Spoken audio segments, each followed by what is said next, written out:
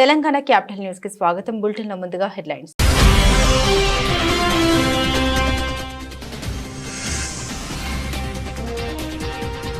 Delhi assembly ఎన్నికల్లో BJP Jayabheri. విజయోత్సవ సభకు హాజరైన ప్రధాని మోదీ.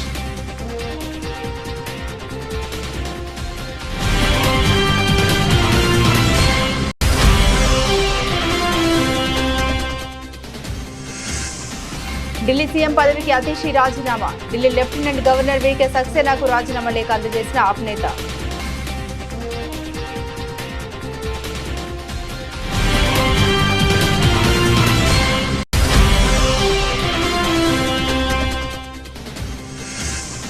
బీసీ కమిషన్ సంఘాల ప్రతినిధులతో మంత్రి పొన్నం ప్రభాకర్ సమావేశం. బీసీల సాధికారతపై వారి సూచన సీఎం దృష్టికి తీసుకెళ్తామని హామీ.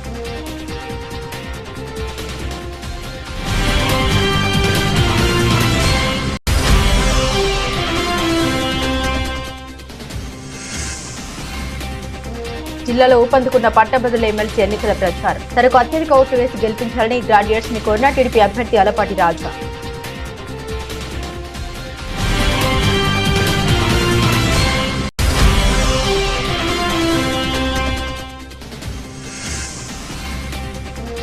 ఢిల్లీ ఎన్నికలను తెలంగాణ ఎన్నికలతో పోల్చిన బిడ్డూరమన్న మహేష్ కుమార్ గౌడ్. తెలంగాణలో బీజేపీ ఎప్పటికీ అధికారంలోకి రాదని వ్యాఖ్య.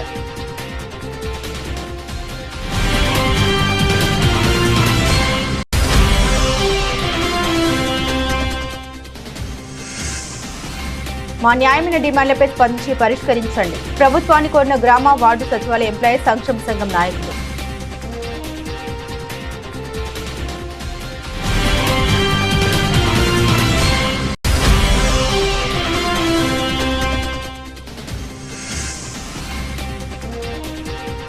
కల్హజీ స్థానంలో గెలిచిన కాతేషి ధ్యాన్సులు. సిగ్గు లేకపోతే సరి అంటూ స్వాతి మలివాల్ విమర్శలు.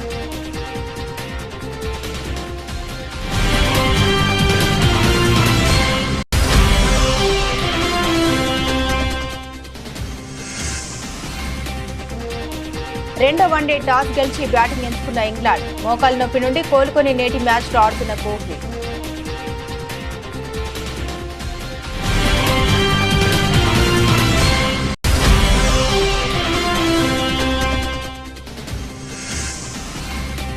గత వారం రోజుల్లో 2,000కు పైగా పెరిగిన గోల్డ్. తమ వ్యాపారం పడిపోయిందని వాపోయిన వ్యాపారస్తులు.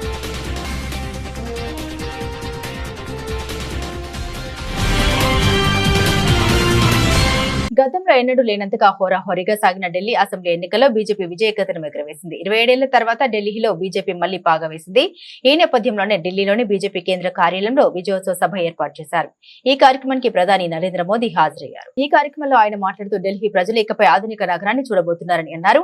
ఎన్డీఏ పాలిత రాష్ట్రాల్లో నిజమైన అభివృద్ధి చూడొచ్చని పేర్కొన్నారు. పనితీరు ఆధారంగానే అనేక రాష్ట్రాల్లో మళ్లీ బీజేపీకి అధికారం ఇస్తున్నారని తెలిపారు.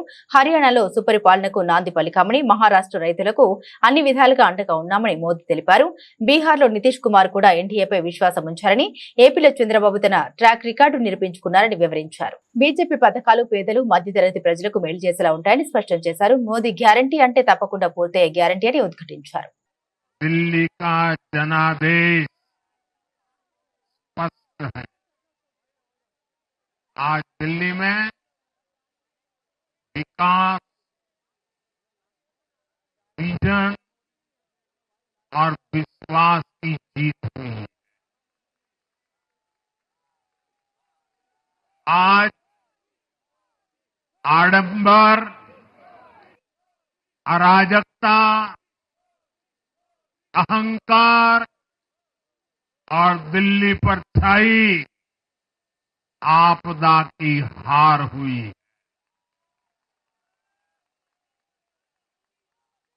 इस नतीजे में भाजपा के कार्यकर्ताओं की दिन रात की मेहनत, उनका परिश्रम ये विजय को 4 चांद लगा देता।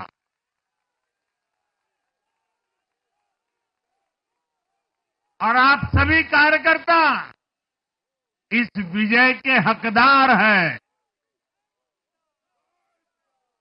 मैं भाजपा के प्रत्येक कार्यकर्ताओं भी आप सबको ये विजय की बहुत बहुत बधाई देता हूं और आप सबने हर परिवार में मेरा एक पत्र पहुंचाया था और मैंने दिल्ली से प्रार्थना की थी कि 21वीं सदी में भाजपा को सेवा का अवसर दीजिए, दिल्ली को विकसित भारत की विकसित राजधानी बनाने के लिए भाजपा को मौका दीजिए। मैं दिल्ली के हर परिवारजन को मोदी की गारंटी पर भरोसा करने के लिए दिल्ली वासियों को सर झुका करके नमन करता हूं।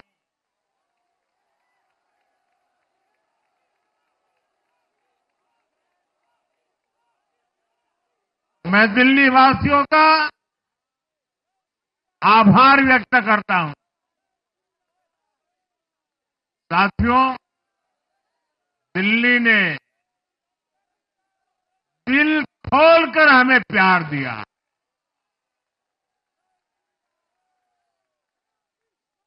और मैं दिल्ली वासियों को फिर से एक बार विश्वास दिलाता हूं, आपके इस प्यार को सवा गुना करके विकास के रूप में हम लौटाएंगे।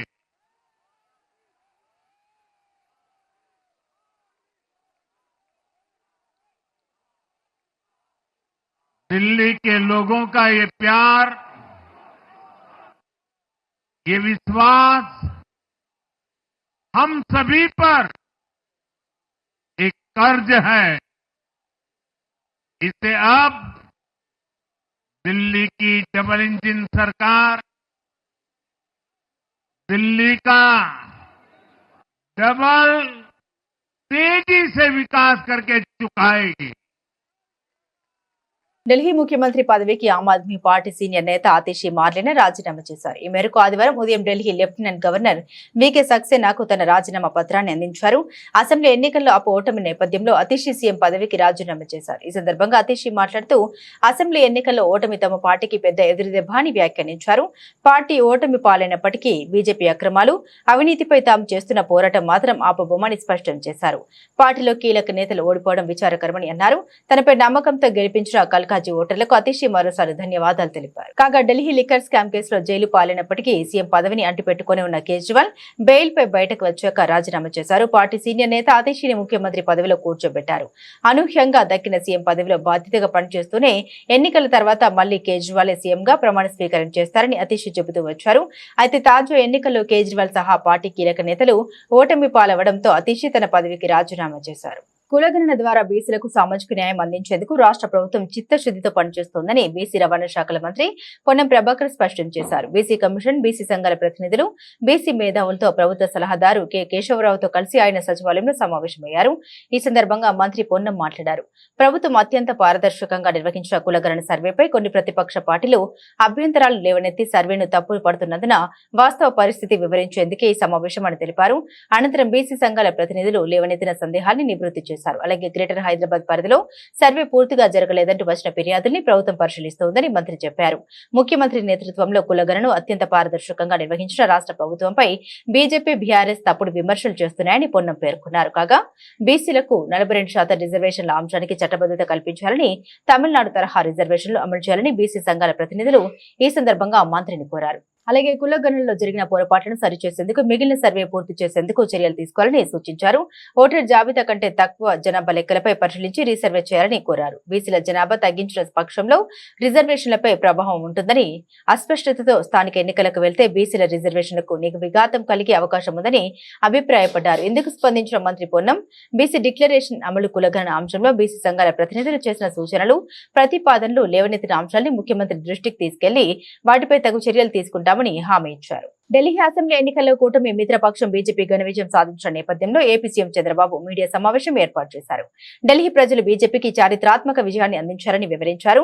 ప్రధాని మోదీ సమర్థ నాయకత్వానికి సుస్థిర పాలనకు పట్టం కట్టారని, ఇది దేశ ప్రజలందరి గెలుపు అని అభివర్ణించారు. మనందరం గర్వపడే రాజధాని ఉండాలని కోరుకుంటాం. ఈ రోజు విజ్ఞతతో ఢిల్లీ ఓటర్స్ అందరూ కలిసి 27 సంవత్సరాల తర్వాత బీజేపీని ఎన్నుకున్నారు. ఒక చారిత్రాత్మక విజయం ఇది. ఎందుకు నేను ఈ మాట చెప్తున్నానంటే, ఈ రోజు గెలుపు అనేది ఒక బీజేపీకో ఒక ఢిల్లీలో ఉండే ప్రజలకే కాదు, భారతదేశంలో ఉండే ప్రజలందరికీ ఆత్మ గౌరవానికి సంబంధించిన విషయం. ఈ రోజు ఎక్కడికి పోయినా ప్రపంచంలో మీది ఏ దేశం అంటే భారతదేశం చెప్తాం. మీ రాజధాని ఏదంటే ఢిల్లీ అని చెప్పుకుని గర్వంగా చెప్పుకుంటాం. మనం అందరం కూడా మనకు మంచి భవిష్యత్తు ఉండాలి, ఎక్కువ అవకాశాలు ఎక్కడ ఉంటాయనుకుంటే మన రాజధానికి పోవాలనుకుంటాం. అది రాష్ట్ర రాజధాని గాని దేశ రాజధాని గాని యాస్పిరేషన్స్ ని ఫుల్ఫిల్ చేసే ప్లేస్ గా ఉండాలి. అలాంటి రాజధాని ఇటీవల కాలంలో ఒక వెదర్ పొల్యూషన్, ఒక పొలిటికల్ పొల్యూషన్, ఈ రెండు పొల్యూషన్స్ కలిపి ఢిల్లీకి పోవడం మానేసి ఢిల్లీ నుంచి వేరే ప్రాంతాలకు వెళ్లిపోయే పరిస్థితికి వచ్చారు. ఒకప్పుడు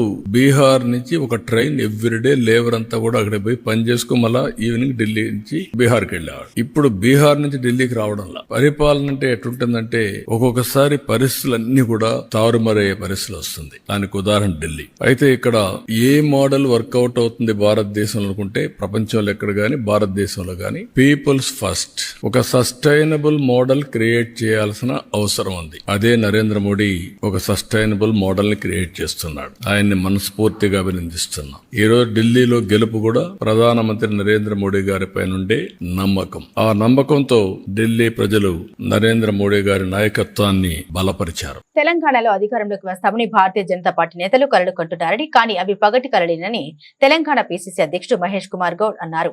ఢిల్లీ అసెంబ్లీ ఎన్నికల ఫలితాలపై పలువురు తెలంగాణ బీజేపీ నేతలు స్పందిస్తూ తెలంగాణలోనూ అధికారంలోకి వస్తామని ధీమా వ్యక్తం చేశారు. వారి వ్యాఖ్యలపై మహేష్ కుమార్ గౌడ్ స్పందించారు. ఢిల్లీ ఎన్నికలు తెలంగాణ ఎన్నికలకు చాలా తేడా ఉంటుందని ఆయన అన్నారు. ఢిల్లీలో ఎన్నికల ఫలితాలను చూసి బీజేపీ నాయకులు ఆనందిస్తూ ఉన్నారని, కానీ మన రాష్ట్రంలో ఎప్పటికీ గెలవలేరన్నారు. ఢిల్లీ ఎన్నికలను పోల్చుతూ ఇక్కడ బీజేపీ నేతలు ఆనందపడడం విడ్డూరంగా ఉందని ఆయన వ్యాఖ్యానించారు.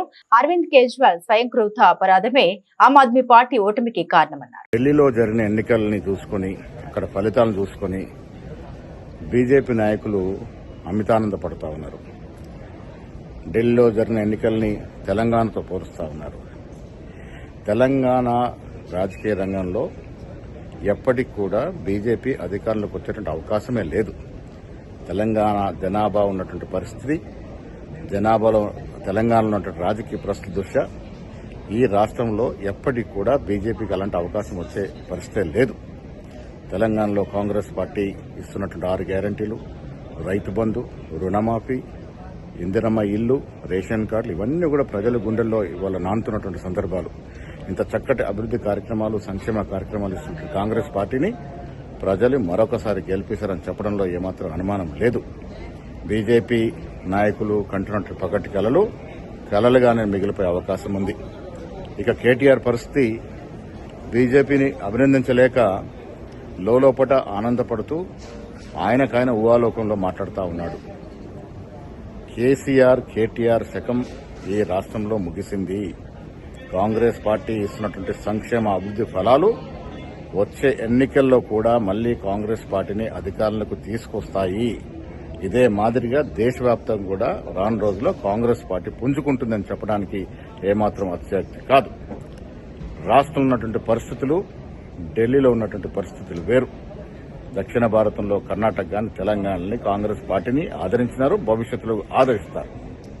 ఎమ్మెల్సీ ఎన్నికల ప్రచారంలో జిల్లాలో ఊపందుకుంది. ఇందులో భాగంగా పట్టభద్రుల ఎమ్మెల్సీ అభ్యర్థి అలపాటి రాజా ఇందిరాగాంధీ మున్సిపల్ స్టేడియంలో ఫన్ టైమ్ క్లబ్ వద్ద వాకర్స్ కలిసి ఎమ్మెల్సీ ఎన్నికల ప్రచారం నిర్వహించారు. పట్టభద్రుల ఎమ్మెల్సీ అభ్యర్థి అలపాటి రాజా వెంట ఎమ్మెల్యే గద్దె రామ్మోహన్ నాయుడు, గజ్జా క్రాంతి ఉన్నారు. ఎమ్మెల్సీ ఎన్నికల్లో గ్రాడ్యుయేట్స్ తనకు అత్యధిక ఓట్లు వేసి గెలిపించారని ఆయన కోరారు. గుంటూరు కృష్ణా ఉమ్మడి కూటమి అభ్యర్థిగా పోటీ చేస్తున్న సందర్భంలో నాకు ఓటు ఎందుకు వేయాలి అనే అంశాన్ని మేము ముందు ఉంచడానికి ప్రయత్నిస్తాను. మొన్న సాధారణ ఎన్నికల్లో ప్రజలు గొప్ప తీర్పు ద్వారా ఈ కూటమి ప్రభుత్వం ఏర్పడింది. మంచి ప్రభుత్వంగా గత 7 నెలల నుంచి కొనసాగుతుంది. ఈ నాయకత్వాన్ని మరొకసారి బలపరచాల్సిన అవసరం, ప్రగతికి ఓటేయాల్సినటువంటి అవసరం, మంచి ప్రభుత్వాన్ని కాపాడుకోవాల్సినటువంటి అవసరం. ఆ నేపథ్యంలో వ్యక్తిగా నేను ఎమ్మెల్సీగా వచ్చి మీ అందరినీ నాకు ఓటేయమని చెప్పి అడిగే సందర్భంలో మరి ఈరోజు ప్రజలు ఆలోచించాలి. పట్టభద్రులు మరి ముఖ్యంగా ప్రతి ఒక్కరు కూడా ఓటు నమోదైన ప్రతి ఒక్కరు కూడా పోలింగ్ బూత్కి వచ్చి ఓటు వేసి మంచి ప్రభుత్వానికి మద్దతు పలికి ప్రగతికి సోపానం అన్నట్టుగా నాకు ఓటు వేసి విజయాన్ని ఇవ్వాలని చెప్పి ఈ సందర్భంగా కోరుకుంటూ మరి ఈరోజు మంచి ప్రభుత్వం మంచి కూటమి నాయకత్వాన్ని అందరూ కూడా ఆహ్వానించాలి, మద్దతు పలకాలని చెప్పి కోరుకుంటూ సెలవు తీసుకుంటాను.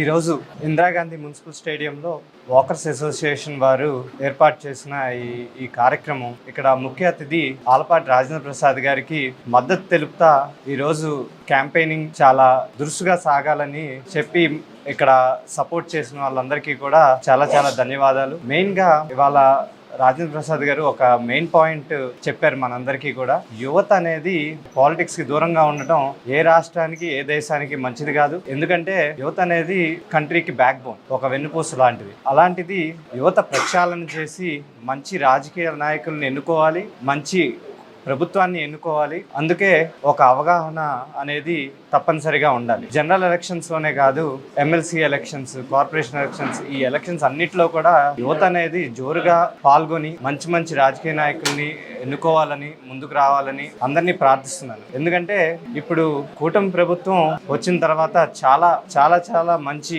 అభివృద్ధి అలాగే సంక్షేమం బ్యాలెన్స్ చేసుకుంటా మంచి పరిపాలనతో దూసుకుపోతా ఉంది. ఈ సమయంలో ఈ 7 నెలల పరిపాలన గురించి ఈ ఎమ్మెల్సీ ఎలక్షన్ అనేది ఒక స్లిప్ టెస్ట్. ఎందుకంటే కూటమి వైపు నుండి క్యాండిడేట్ ఆలపాటి రాజేంద్ర ప్రసాద్ గారికి మనందరం మద్దతు తెలిపి గ్యారంటీగా గెలుపు అనేది తథ్యం. కానీ మంచి మెజారిటీతో గెలిపిస్తే అది మన ప్రభుత్వానికి ఇప్పటి వరకు 7 నెలల్లో దాదాపుగా 6 లక్షల కోట్ల ఇన్వెస్ట్మెంట్స్ తీసుకొచ్చారు. అలాగే 4 లక్షల ఆడ్ జాబ్స్ సృష్టించడం జరిగింది. అలాగే యువతకి దగ్గర ఈ 5 ఏళ్లలో 20 లక్షల జాబ్స్ వరకు సృష్టించడానికి చాలా జోరుగా ముందుకు సాగుతా ఉన్నారు. ఈ టైంలో మనందరికీ ఉమ్మడి కృష్ణా గుంటూరు జిల్లాలందరికీ కూడా ఇదొక పరీక్ష. జోరుగా ఓటేయటానికి అందరూ కూడా ముందుకు రావాలి. మెయిన్ ఎమ్మెల్సీ ఎలక్షన్ లో మనకి ఎప్పుడు కూడా ఓట్ పర్సంటేజ్ అనేది చాలా తక్కువగా ఉంటుంది. ఈసారి అలా జరగకూడదు. ఎందుకంటే ఎమ్మెల్సీ అనేది పెద్దవారి కౌన్సిల్, దానిలో కూడా మన కూటమి ప్రభుత్వం మార్క్ అనేది ఉండాల్సిందే. బిల్స్ అనేవి చక్కగా పాస్ అవ్వాలంటే, ఇంకేమన్నా మనం పనులు చేయించుకోవాలన్నా, డెవలప్మెంట్ అభివృద్ధి ముందుకు సాగాలన్నా కూడా మన కూటమి క్యాండిడేట్స్ కౌన్సిల్లో ఉండటం మనకు చాలా ముఖ్యం. అందరూ కూడా నిర్లక్ష్యం చేయొద్దు. ఓటింగ్ అనేది 27వ తారీఖున జరగబోతా ఉంది. ప్రయారిటీ బేసిస్లో ఉంటుంది ఈ ఓటింగ్. మన జనరల్ ఎలక్షన్స్ లాగా టిక్ పెట్టి వచ్చేయటం కాదు. అందరూ కూడా ప్రయారిటీ నెంబర్ 1 మీద ఆలపాటి రాజేంద్ర ప్రసాద్ గారికి ఓటేయాలని కోరుకుంటూ ఇట్లు మీ గద్దె క్రాంతి కుమార్. మాజీ సీఎం వైఎస్ జగన్ విద్యా వ్యవస్థను ఎంతగానో అభివృద్ధి చేశారని ఎమ్మెల్సీ పర్వతరెడ్డి చంద్రశేఖర్ రెడ్డి అన్నారు. విద్యకు అధిక ప్రాధాన్యం ఇచ్చి పిల్లలకు గొప్ప చదువులు అందించారని, కానీ నేడు చంద్రబాబు వచ్చాక మొత్తం విద్యా వ్యవస్థను భ్రష్టు పట్టించారని విమర్శించారు. స్కూళ్లను మూయించేందుకు కుట్ర పన్నుతున్నారని ఆరోపించారు. మీ అందరికీ తెలుసు, మాజీ ముఖ్యమంత్రి వర్యులు జగన్మోహన్ రెడ్డి గారు ఎడ్యుకేషన్ సిస్టమ్కి ఎంత ప్రయారిటీ ఇచ్చినారన్నది అందరికి కూడా తెలుసు. ఈరోజు కనుక గవర్నమెంట్ స్కూల్స్ని కానీ గవర్నమెంట్ కాలేజెస్ని కానీ మనం ఒక్కసారి కనుక వెళ్ళి చూస్తే అసలు మనం గవర్నమెంట్ స్కూల్స్ని ఈ విధంగా ఊహించుకోగలమా? అంటే మనం చిన్నప్పుడు ఇంకొక 15-20 సంవత్సరాల క్రితం గవర్నమెంట్ స్కూల్స్ ఎలా ఉన్నాయి, ఈరోజు గవర్నమెంట్ స్కూల్స్ ఎలా ఉన్నాయి, ఎంత మార్పు వచ్చింది, ఎంత అభివృద్ధి చెందుతూ ఉంది అన్నది స్పష్టంగా ప్రతి ఒక్కరికి కూడా అర్థమవుతుంది. అయితే జగన్మోహన్ రెడ్డి గారు అనేక సంస్కరణలను తీసుకొని వచ్చి విద్యా విప్లవాన్ని తీసుకొని వచ్చారు. ఒక ఆంధ్ర రాష్ట్రంలో, భారతదేశంలోనే కాదు ప్రపంచ దేశాలకి సంబంధించి కాంపిటేటర్స్గా మన గవర్నమెంట్ స్కూల్ స్టూడెంట్స్ ఎదిగేలాగా జగన్మోహన్ రెడ్డి గారు చేసినటువంటి ప్రయత్నం ఒక అద్భుతం. ఈ విషయంలో ఆంధ్ర రాష్ట్ర ప్రజలు ఎవరు కూడా కాదనలేరు. చంద్రబాబు నాయుడు గారు 100 సంవత్సరాలు సీఎంగా ఉన్నా కూడా ఆయన ఇంత గొప్పగా గవర్నమెంట్ ఎడ్యుకేషన్ సిస్టమ్ని మార్చే అవకాశం అయితే లేదు. అయితే ఈ 9 నెలల్లో, అంటే సుమారుగా 8 నెలల్లో మాత్రమే పూర్తయింది. చంద్రబాబు నాయుడు గారి ప్రభుత్వం ఈ విద్యా వ్యవస్థకు సంబంధించి ఒక డిజాస్టర్, అంటే ఏ విధంగా ఆ వ్యవస్థని నాశనం చేస్తా ఉన్నారు అన్నదానికి నేను మీకు కొన్ని ఉదాహరణలు కూడా తీసుకొని వస్తాను. ఆయన చేసింది ఒక విద్యా విప్లవం అయితే, ఈయన చేసింది టోటల్గా విద్యా వ్యవస్థని కొలాప్స్ అయ్యే పరిస్థితికి తీసుకొని వస్తా ఉన్నారు గవర్నమెంట్ ఎడ్యుకేషన్ సిస్టమ్ని. ప్రధానంగా మీరు కనుక ఎలక్షన్ ముందు కనుక చూసుకుంటే జీవో నెంబర్ 117 రద్దు అనే విషయాన్ని తెలుగుదేశం కూటమి పార్టీ పెద్ద ఎత్తున ప్రజల ముందుకు తీసుకుని వచ్చింది. 117 జీవో రద్దు చేస్తామని వారు మేనిఫెస్టోలో కూడా ప్రకటించారు. అంటే 117 జీవోని రద్దు చేస్తాము అని. అంటే అందరూ కూడా అనుకోని ఉంటారు, తెలియ చాలా మందికి 117 జీవో అంటే ఏంటి. 117 జీవో రద్దు చేసిన దానివల్ల ఈ రాష్ట్రం చాలా బాగుపడుతుందేమో, పేద ప్రజలు వాళ్ళ యొక్క పిల్లల్ని అత్యద్భుతంగా చదివించుకుంటారేమో, పెను మార్పులు వస్తాయని చెప్పి చాలా మంది ఆశపడ్డారు. అంటే ఈ 117 జీవో గురించి అవగాహన కూడా లేక నేను చెప్తున్నాను. 117 జీవో అంటే ఏంటి? మామూలుగా మన ఎడ్యుకేషన్ సిస్టంలో 3 రకాల స్కూల్స్ ఉన్నాయి. ఒకటి ప్రైమరీ స్కూల్స్, అంటే 1 నుంచి 5వ తరగతి దాకా ప్రైమరీ స్కూల్స్ ఉంటాయి. 2 యూపీ స్కూల్స్ 7వ తరగతి దాకా ఉంటాయి. హై స్కూల్స్ 10వ తరగతి దాకా ఉంటాయి. అయితే జగన్మోహన్ రెడ్డి గ్రామ వార్డు సచివాలయ ఉద్యోగుల సమస్యలపై కూటమి ప్రభుత్వం స్పందించి పరిష్కరించాలని రాష్ట్ర ప్రభుత్వానికి గ్రామ వార్డు సచివాలయ ఎంప్లాయీస్ వెల్ఫేర్ అసోసియేషన్ అధ్యక్షుడు ఎం మనోహర్ బాబు విజ్ఞప్తి చేశారు. ఇంతవరకు ప్రమోషన్ పాలసీ లేదని వెంటనే రూపొందించి అమలు చేయాలని ప్రభుత్వాన్ని కోరారు. తమ న్యాయమైన డిమాండ్లను పరిష్కరించకుంటే వచ్చే ఏప్రిల్లో ఉద్యమ కార్యాచరణ ప్రకటిస్తామని ప్రభుత్వాన్ని హెచ్చరించారు. గ్రామ వార్డు సచివాలయ ఎంప్లాయీస్ వెల్ఫేర్ అసోసియేషన్ ఆధ్వర్యంలో వెటర్నరీ కాలనీలోని AP agricultural officers association meeting హాల్లో శనివారం సమావేశం జరిగింది. ఈ సమావేశంలో అసోసియేషన్ రాష్ట్ర అధ్యక్షుడు ఎం మనోహర్ బాబు, రాష్ట్ర ప్రధాన కార్యదర్శి కె అజయ్ బాబు, అసోసియేషన్ అధ్యక్షుడు కె బాబురావులు పాల్గొని మాట్లాడారు.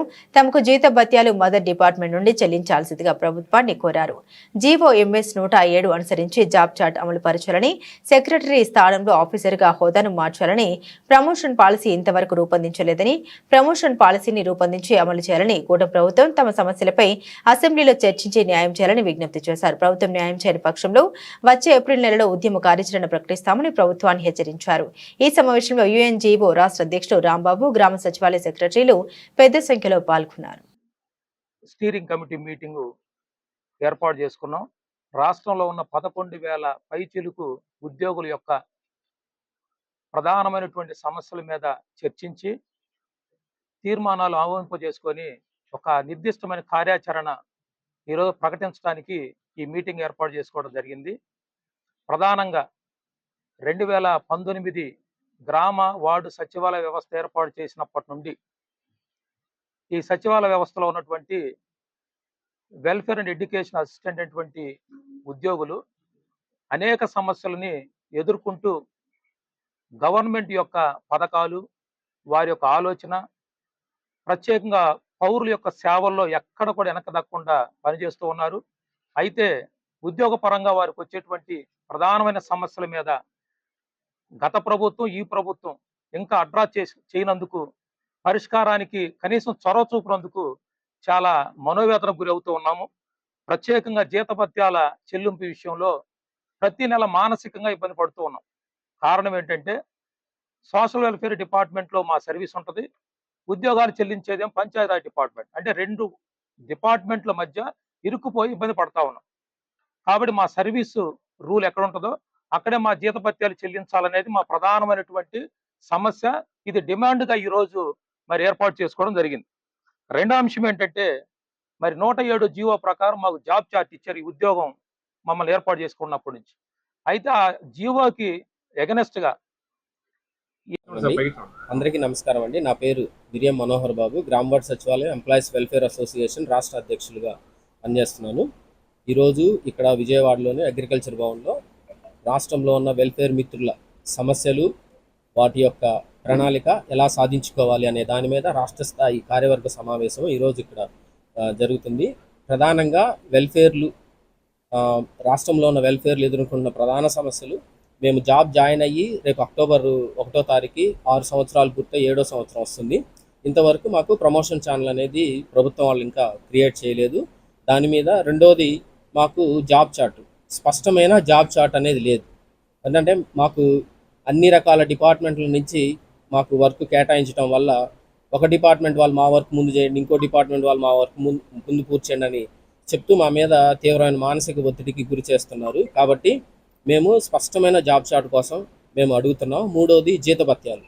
మా జీతభత్యాలు మా పేరెంట్ డిపార్ట్మెంట్ నుంచి ఇవ్వాల్సిందిగా మేము కోరుతున్నాం. ఎందుకంటే మాకు సంబంధించి సోషల్ వెల్ఫేర్ డిపార్ట్మెంటు మాకు ఎస్ఆర్ ఓపెన్ చేయడం కానీ, అన్నీ మా రిక్రూట్మెంట్ కానీ మాకు సంబంధించి అన్నీ కూడా సోషల్ వెల్ఫేర్ డిపార్ట్మెంటే చూసుకుంటున్నారు. ఓన్లీ ఒక జీతాలు మాత్రమే వేరే డిపార్ట్మెంట్ వాళ్ళు పెడుతున్నారు. అలా కాకుండా జీతభత్యాలు కూడా మా పేరెంట్ డిపార్ట్మెంట్ నుంచి మాకు ఇవ్వవలసిందిగా మేము కోరుతున్నామండి. ఈ 3 ప్రధాన సమస్యలు, ఈ ప్రధానంగా మేము సాధించుకోవాల్సిన సమస్యలు, వీటి మీద ఈరోజు సమావేశం ఇక్కడ ఏర్పాటు చేయడం జరిగింది. ఢిల్లీ అసెంబ్లీ ఎన్నికల్లో ఆమ్ ఆద్మీ పార్టీ హేమహేమిలు మట్టికరిచారు. కల్కాజీ స్థానం నుండి గెలిచిన ముఖ్యమంత్రి అతిషి మాత్రం సంబరాలు చేసుకున్నారు. కార్యకర్తలతో కలిసి డ్యాన్సులు చేశారు. అతిషి సెలబ్రేషన్స్ వీడియోలు వైరల్ అవుతున్నాయి. దీనిపై రాజ్యసభ సభ్యురాలు స్వాతి మలివాల్ స్పందించారు. ఓవైపు ఆమ్ ఆద్మీ పార్టీ ఎన్నికల్లో కుదేలైతే అదేమీ పట్టినట్టు అతిషి సిగ్గు లేకుండా డ్యాన్సులు చేస్తున్నారు అంటూ మలివాల్ మండిపడ్డారు. ఆ అధినేత అరవింద్ కేజ్రీవాల్ భవిష్యత్తు గురించి తలుచుకొని తీవ్ర ఆవేదనకు గురవుతుంటే అతిషికి చీమ కుట్టినట్టుగా కూడా లేదని విమర్శించారు. టీమిండియా ఇంగ్లాండ్ మధ్య 3 వన్డేల సిరీస్ లో భాగంగా నేడు 2వ వన్డే జరుగుతుంది. కటక్లోని బారాభతి స్టేడియం ఈ మ్యాచ్ కు వేదిక. ఈ పోరులో టాస్ గెలిచిన ఇంగ్లాండ్ బ్యాటింగ్ ఎంచుకుంది. 4 ఓవర్లు ముగిసేసరికి ఇంగ్లాండ్ స్కోర్ వికెట్ నష్టపోకుండా 28 పరుగులు. ఓపెనర్లు బెన్ డకెట్ 22, ఫిల్ సాల్ట్ 6 పరుగులతో ఆడుతున్నారు. మోకాలు నొప్పితో తొలి వన్డేకు దూరమైన విరాట్ కోహ్లీ ఈ మ్యాచ్ లో ఆడుతుండడం టీమిండియాకు సానుకూల అంశం. కోహ్లీ జట్టులోకి రావడంతో యశస్వి జైస్వాల్ ను తప్పించారు. ఈ మ్యాచ్ ద్వారా మిస్టరీ స్పిన్నర్స్ వరుణ్ చక్రవర్తి అంతర్జాతీయ వన్డే క్రికెట్ లో అరంగేట్రం చేస్తున్నారు. ఈ సిరీస్ లో తొలి వన్డేలో టీమిండియా విజయం సాధించడం తెలిసిందే.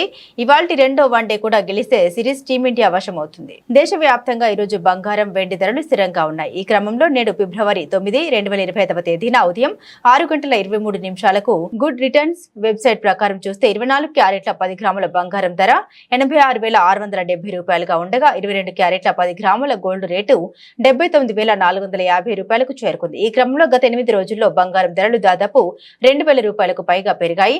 ఇదే 24 క్యారెట్ల 10 గ్రాముల పసిడి ధర ఫిబ్రవరి 1న 84,490 రూపాయలుగా ఉంది. ఇక వెండి రేట్ల విషయానికి వస్తే గత 8 రోజుల్లో కూడా ఇవి హెచ్చు తగ్గులకు లోనవుతూ ఒకే స్థాయికి వచ్చాయి. ప్రస్తుతం కిలో వెండి ధర 99,500 రూపాయలు ఉండగా ఫిబ్రవరి 1వ తేదీన కూడా వెండి రేటు ఇదే స్థాయిలో ఉంది. అంతేకాదు పుత్తడి ధరలు భవిష్యత్తులో 1,00,000 రూపాయలకు చేరుతాయని నిపుణులు చెబుతున్నారు. ఈ క్రమంలో బంగారం ధర క్రమంగా పెరగడం వల్ల గత 8 రోజుల్లో తమ వ్యాపారం 25% పడిపోయిందని పలువురు వ్యాపారులు అన్నారు. పెళ్లిళ్ల సీజన్ కావడంతో కస్టమర్ల రాక బాగానే ఉంది. కానీ ప్రస్తుతం 22 క్యారెట్ల బంగారు ఆభరణాలకు బదులు అనేక మంది 18 క్యారెట్ల బంగారు ఆభరణాల వైపు మొగ్గు చూపుతున్నారని వెల్లడించారు.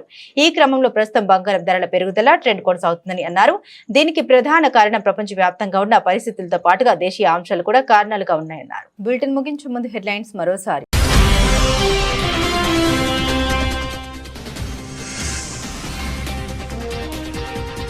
ఢిల్లీ అసెంబ్లీ ఎన్నికల్లో బీజేపీ జయభేరి. విజయోత్సవ సభకు హాజరైన ప్రధాని మోదీ.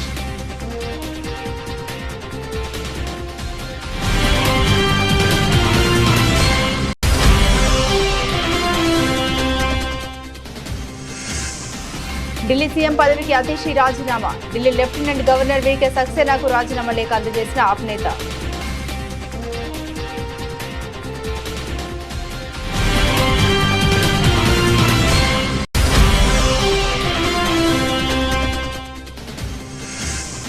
బీసీ కమిషన్ సంఘాల ప్రతినిధులతో మంత్రి పొన్నం ప్రభాకర్ సమావేశం. బీసీల సాధికారతపై వారి సూచన సీఎం దృష్టికి తీసుకెళ్తామని హామీ.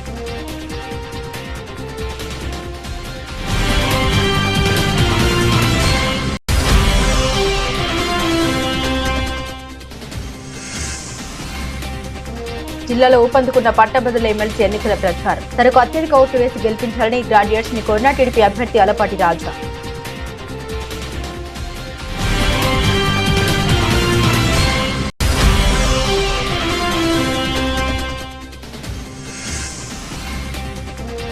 ఢిల్లీ ఎన్నికలను తెలంగాణ ఎన్నికలతో పోల్చిన బిడ్డూ రమణ, మహేష్ కుమార్ గౌడ్. తెలంగాణలో బీజేపీ ఎప్పటికీ అధికారంలోకి రాదని వ్యాఖ్య.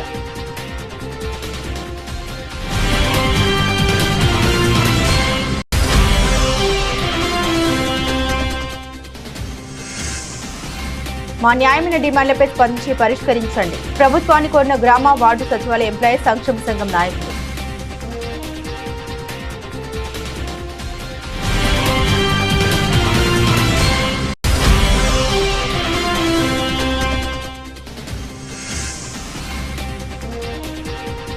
కల్కాజీ స్థానంలో గెలిచిన కాతేషి డ్యాన్సులు. సిగ్గు లేకపోతే సరి అంటూ స్వాతి మలివాల్ విమర్శలు.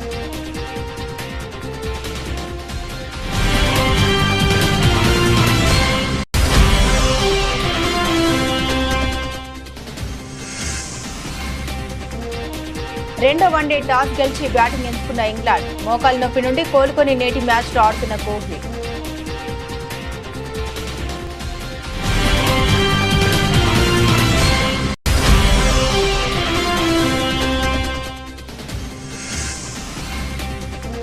వారం రోజుల్లో 2,000కు పైగా పెరిగిన గోల్డ్. తమ వ్యాపారం పడిపోయిందని వాపోయిన వ్యాపారస్తులు.